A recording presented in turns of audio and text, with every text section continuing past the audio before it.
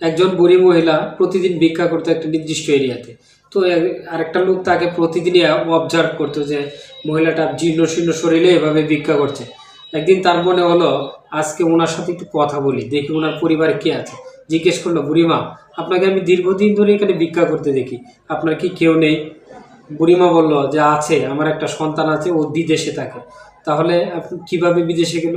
বলল যে আমার সয় সম্পত্তি যা ছিল সব বিক্রি করে তাকে বিদেশে পাঠিয়েছে। পরে লোকটা প্রশ্ন করলো কৌতূহলবশত, তাহলে আপনার ছেলে যদি বিদেশ থাকে তাহলে আপনাকে ভিক্ষা করতে হবে কেন? তখন বুড়িমাটি আফসোস করে বলল যে বাবা, আমার ছেলে আমাকে কোনো টাকা পয়সা দেয় না। টাকা পয়সা দেয় না মানে কি? কোনো ধরনের ভরণ পোষণ খোঁজখবর রাখে না? খোঁজখবর রাখে বলতে মাসে মাসে একটা করে রঙিন খাম পাঠায়, রঙিন খাম পাঠায়। আর এই খামগুলা শুধু আমার সম্বল, এই খাম দিয়ে কি আর আমার পেট ভরে? আমাদের একটা কিউরিসিটি তৈরি হলো আর কি।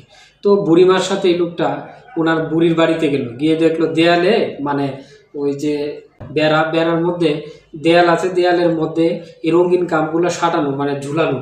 তখন এই লোকটা আগ্রহের সহিত একটা খাম বের করে দেখলো প্রত্যেকটাতে 50,000 টাকা সমমান চেকের টাকা পরিমাণ এখানে কার্ড রয়েছে।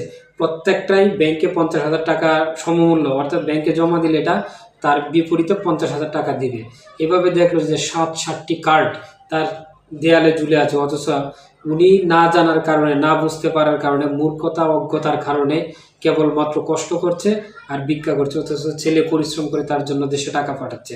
যাই হোক, মোরাল অফ দ্য স্টোরি কি?